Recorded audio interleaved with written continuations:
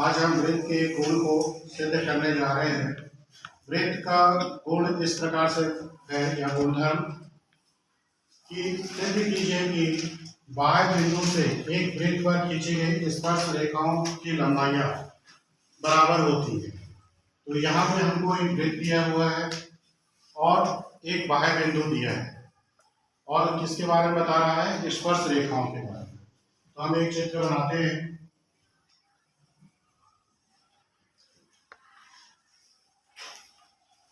ये हमारा एक वृत्त है और ये हमारा बाह्य बिंदु है जिसको हम नाम दे देते हैं ए। प्रश्न ये बोल रहा है कि बाह्य बिंदु से खींची गई स्पर्श रेखा। तो हम एक स्पर्श रेखा खींचते हैं जो मान लीजिए कि यहाँ पी पे मिल रहा है। वैसे ही एक स्पर्श रेखा हम इस तरफ भी खींचते हैं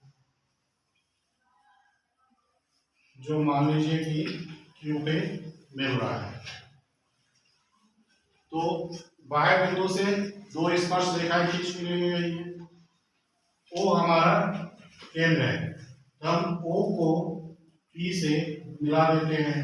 इसी तरह से ओ को क्यू से मिला देते हैं और ओ पी जो है त्रिज्या है, ओ क्यू भी क्या है?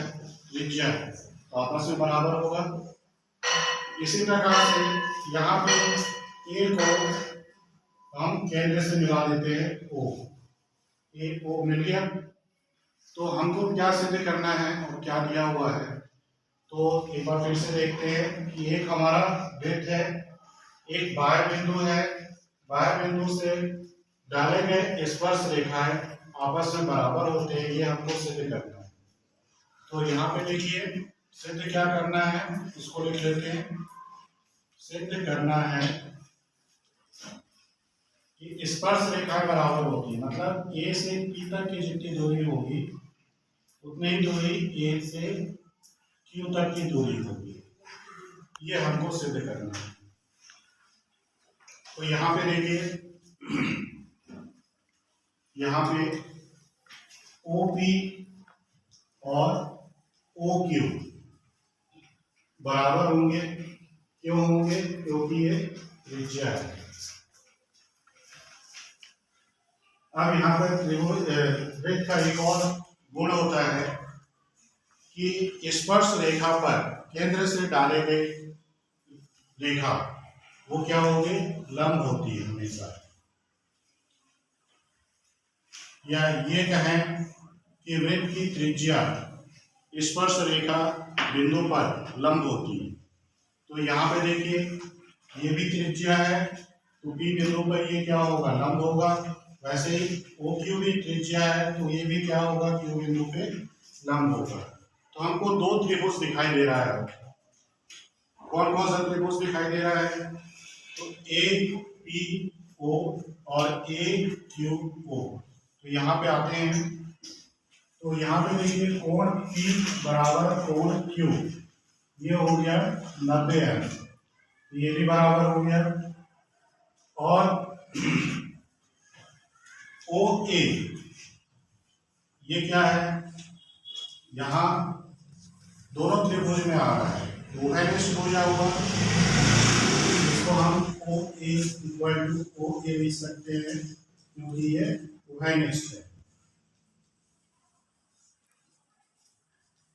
तो त्रिभुज ए पी ओ और त्रिभुज ए क्यू ओ में अगर हम ध्यान से देखें तो ये भुजा और ये भुजा त्रिज्या होने के कारण बराबर हो गई, ये उभयनिष्ठ हो गया और ये क्या हो गया? 90 अंश कोण होने के कारण बराबर हो गया।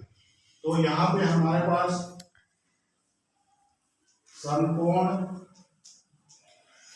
भुजा कर्ण सर्वांग समता, इस गुण का उपयोग करते हुए त्रिभुज के हम बता सकते हैं कि त्रिभुज ए पी ओ त्रिभुज सर्वांग सम है त्रिभुज ए क्यू ओ के।